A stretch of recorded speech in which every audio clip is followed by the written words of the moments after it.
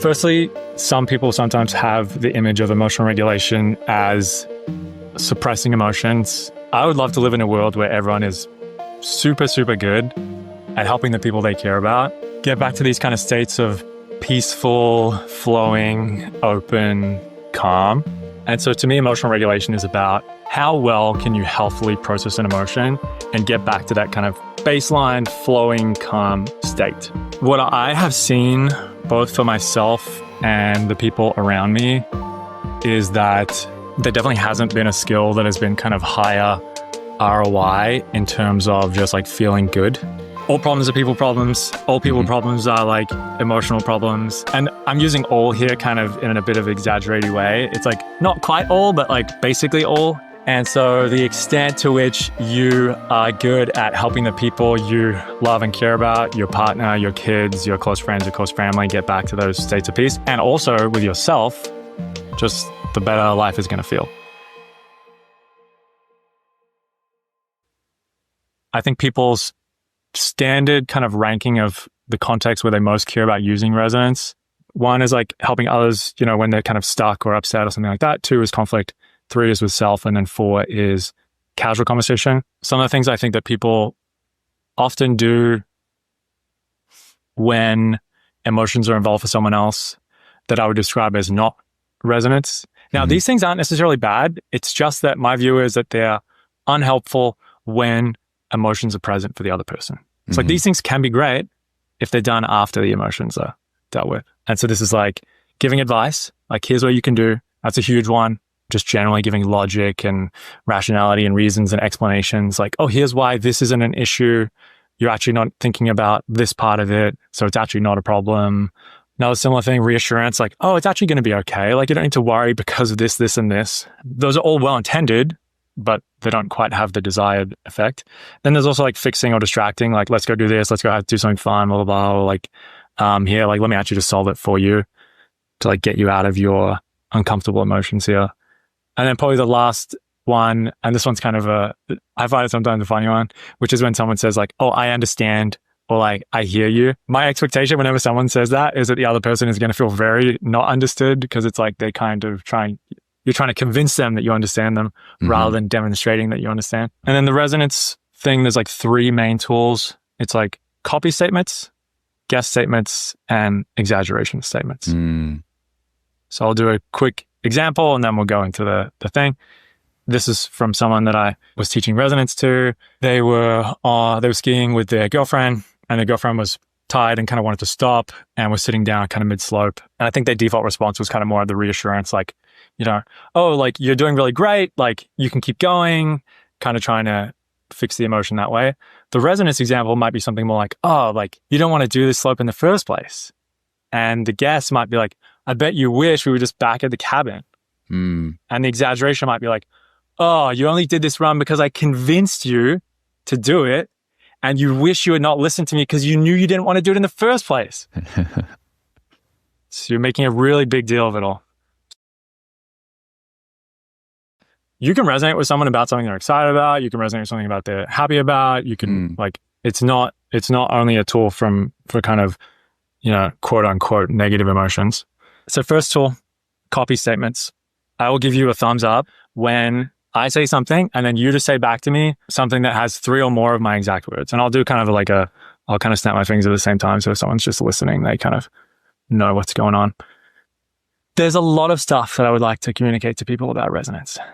Sounds like there's a lot of stuff that you would like to communicate to people about resonance. Yes, there is. It is also, I've had the experience where someone can understand it perfectly conceptually, and then they go to say a resonant statement, and it is like completely the opposite of what I might be imagining.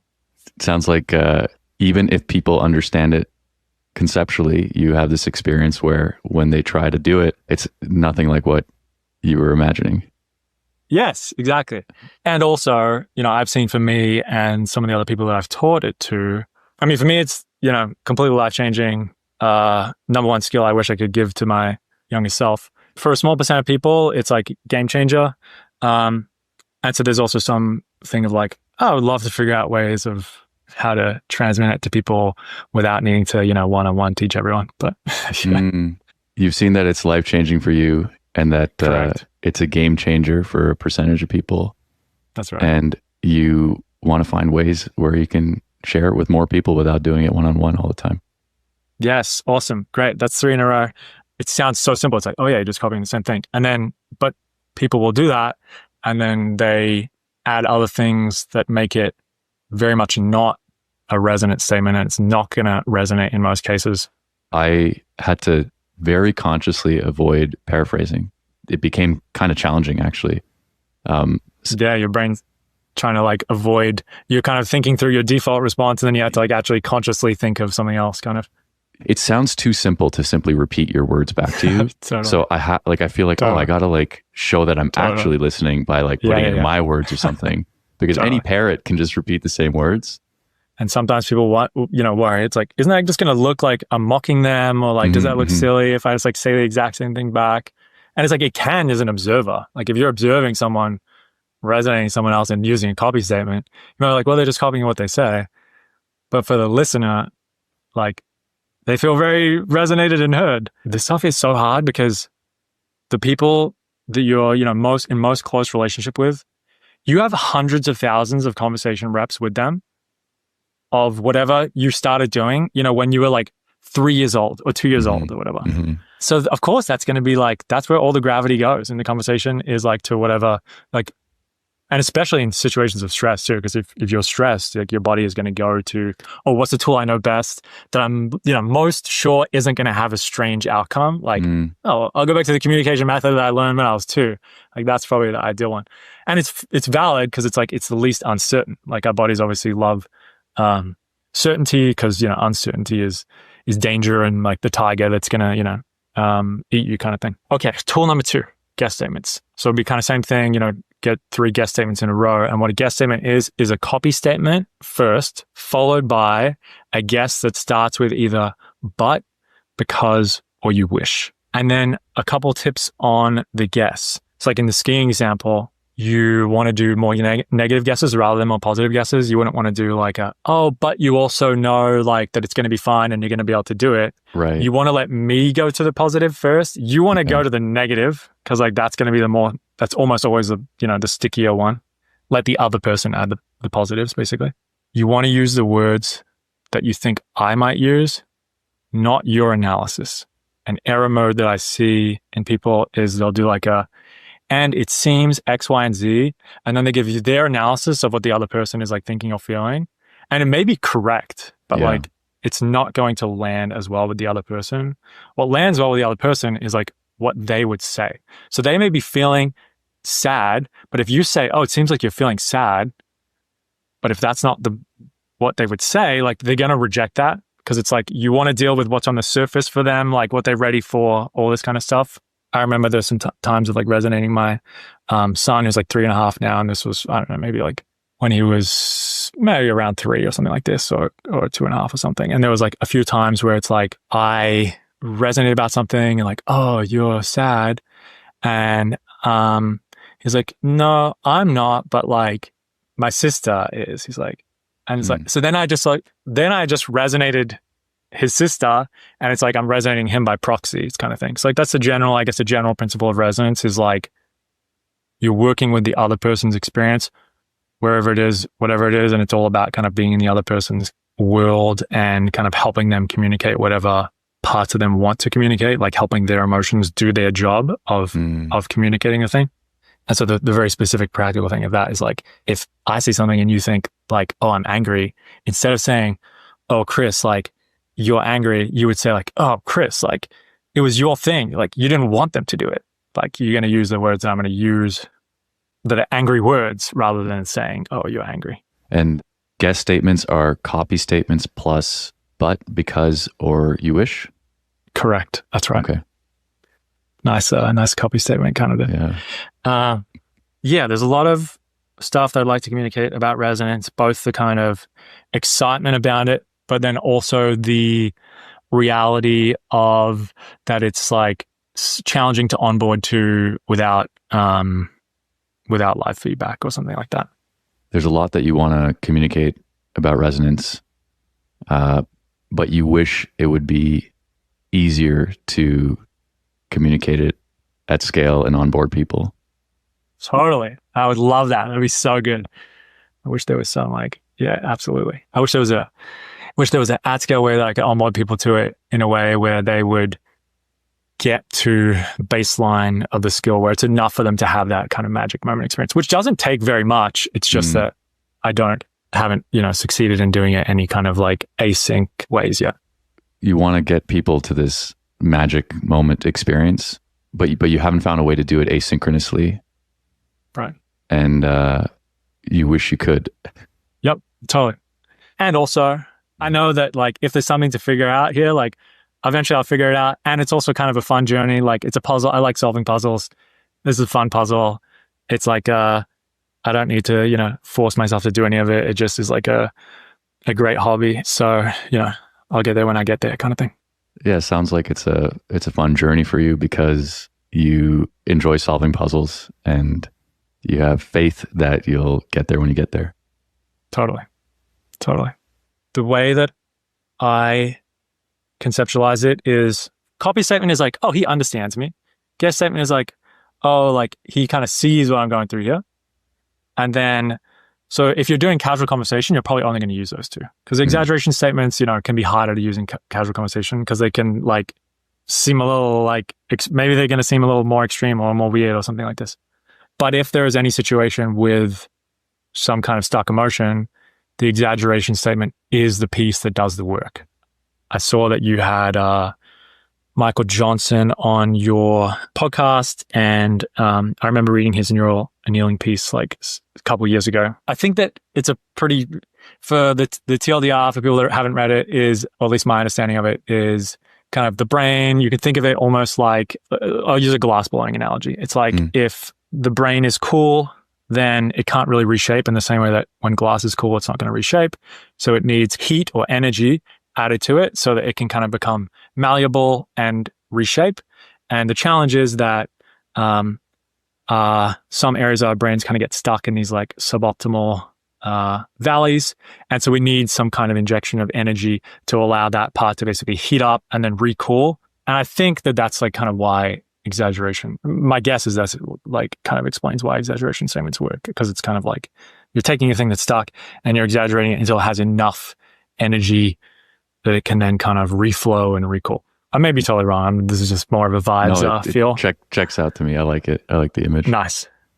So for this one, you can kind of think of copy gets you in sync, and then guess is almost finding where the emotion, the stronger kind of things exist, and then the exaggeration is now you're kind of drilling for oil on that spot. You've found gold, and now you're kind of going for it. I'll give you thumbs up when you basically repeat a copy guess that seemed to resonate with me, but you exaggerate it more first with the words, but then also with, you can also use tone or sounds or body language. I'll give some examples. The first thing you'll likely do is after I hand it over to you is start with a couple more kind of guess statements where you're doing the copy, you're doing the guess. You're kind of checking okay, cool. Which is the thing that resonates most for Chris? And it kind of still seems it has some energy behind it. Okay, this one.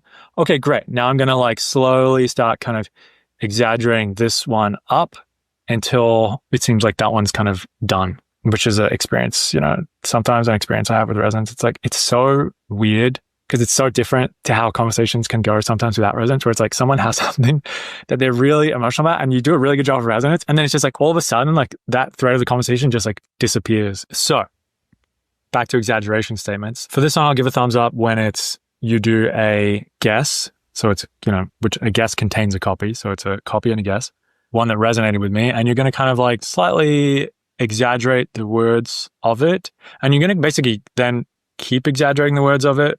I'll respond back and then you kind of keep exaggerating until it kind of feels like you've slightly exceeded the strength that I feel about it. Mm-hmm. And I appreciate the kind of the smiling on that. It's because that is kind of the key. It's you have to go slightly, you're not going to magically do it at exactly the right level. So you really only know you've done it at the right level once you slightly exceed it. And it's kind of, if I feel 100 out of something and you give me a 20 out of 100 emotion on that, maybe you're going to help me process 20 and I'm going to go down to feeling 80 out of 100. But if you give me 101 out of 100, like, great. Like maybe I'll get back down to 0.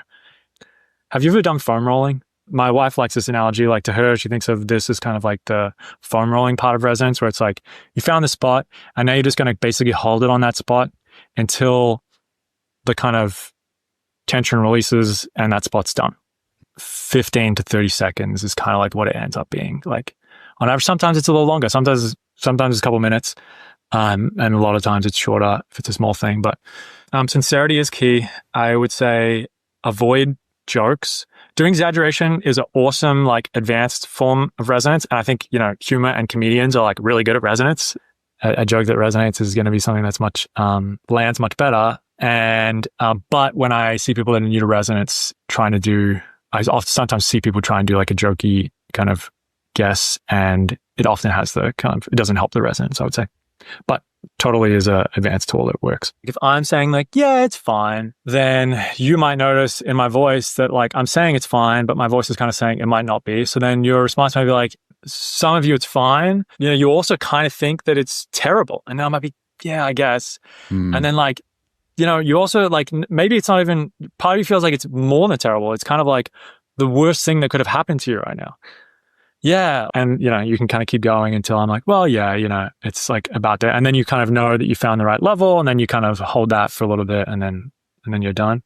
So that's the kind of how to exaggerate in words. You can also add the tone of like, oh, it's terrible. Like, oh, you're kind of adding the sounds, maybe adding the body language, kind of throwing your hands in a certain way. For the demo, we'll probably just do, again, like 3 in a row. But I think like in a normal, if someone's stuck, maybe you're kind of doing something that feels like repeating the same exaggeration statement, lightly paraphrased like 10 times before you're done. And you can know when you're done once it's like anti-bad vibes. Whenever there's like bad vibes or a bad mood, it's like, to me, that is like, okay, there's some like stuck emotion somewhere, either for this person or like in a relationship, in a dynamic right now. And you know that it's done once you can just kind of feel it goes back to like flowing and easy. There isn't any like energy that's holding it back on that other thing. It's not like the person's still trying to talk about it. They just totally move on. Or if you're doing it with yourself, it's just like, cool, like I'm just kind of done. I just realized I have a friend who does this kind of instinctively. If you ever have conflict with them and then there's bad vibes, they might say something like, you really hate me right now, don't you? And then you're like, no, I don't hate you. It's just when you did that thing earlier, it made me, and I realized that there's some magical move there by like going 1,000% way too far and then allowing the other person to pull it back. Yeah, I think of it as like the kid analogy is like, if you have a kid and then they come to you and they're like sad about something and you kind of explain why they shouldn't be sad about it, like they're probably still going to be sad about it. They're just going to like hide their emotion a bit. But if you are like sincerely, and you don't need to agree with the person, I'll make a note about this. If someone's saying to you, the sky is green, you can say like, oh, you really think the sky is green and you wish everyone agreed. And you're probably super annoyed at me for not saying that it's green. And you wish the whole world thought that. And in fact, like you think that everyone's just so wrong for not thinking that. They're like, yes, like exactly. And so you don't have to agree with them. But in that case, then it's like, yes, like I feel understood here. That emotion has kind of done its job and it can kind of process and I can get back to it. Resonance works because we're just like, okay, what do emotions want to do? They want to help information get communicated. So it's like, okay, cool. Let's just help them do that as quickly as possible. So it's kind of like you're a plumber, and if there's a sink full of water and the water is the emotion, and explaining why something isn't a problem, that kind of tightens up the drain. It like stops the flow. It might stop the flow, but like the tub is still full of water. And so it's like still kind of there. Whereas resonance is like, okay, let's actually just make the drain really big so that the water can drain super, super, super fast. And like the emotion can be, fully felt and do its job. And then we can kind of go back to flowing. But you do need to be able to like sincerely hold that person's kind of frame or emotion or whatever. Okay.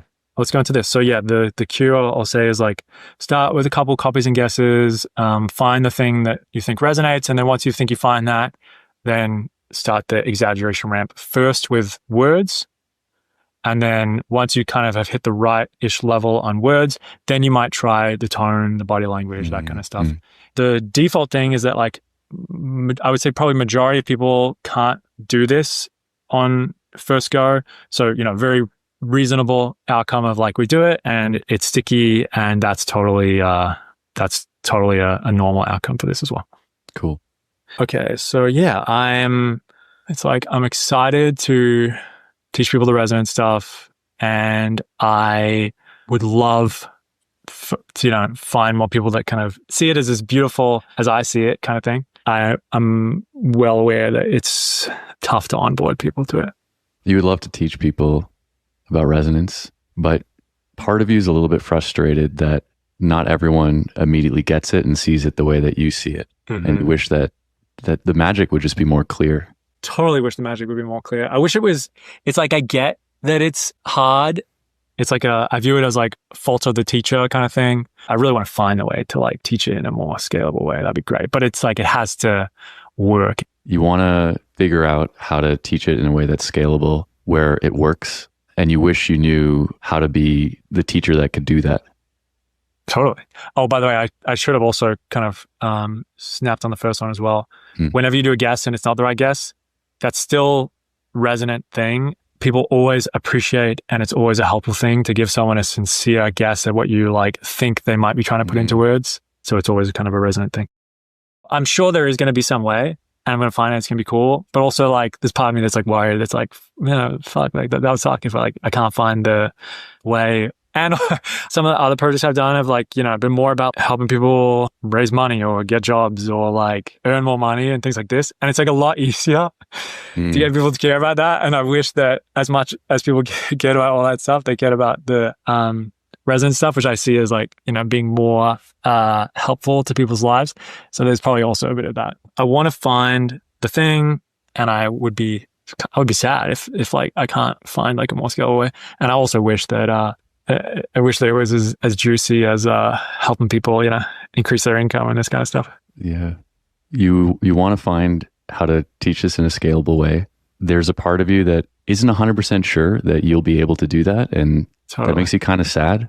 And then it's extra annoying that it's way easier to teach people all this like capitalist shit, so like how to make more money or whatever, when ultimately that the thing that they need has to do with emotional regulation. And why can't they just see that? Totally. Great exaggeration in words there, by the way. Awesome. So that's 3 in a row. And if we were doing more, you would just basically do, like, you've kind of found the spot there. You would now just kind of go like your friend you were talking about, and you would just kind of get a bit more exaggerated while still being sincere and not joking. And then I'd be like, yeah, exactly. Like, that's it. That's right. Like, you got it.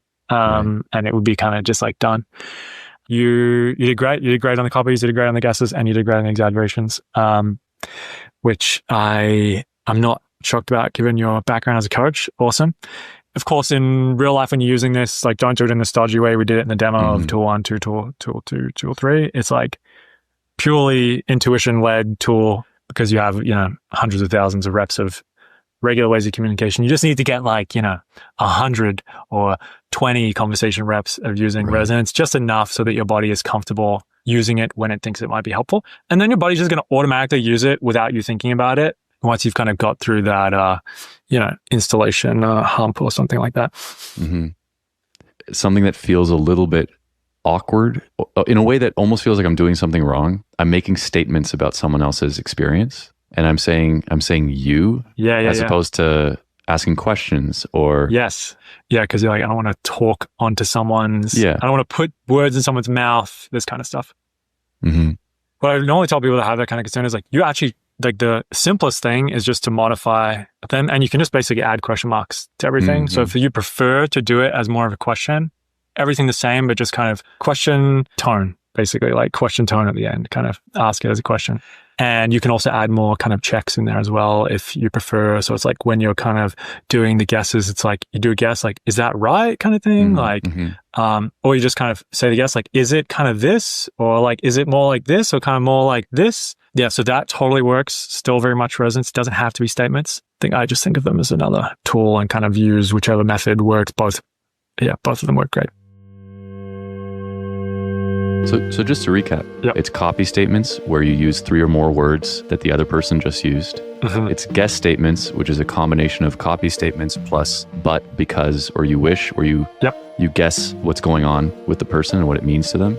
And then exaggeration statements, where it's a guess statement where you just take it like a few notches too far, and maybe you keep building it up until maybe you cross the line, and then something releases.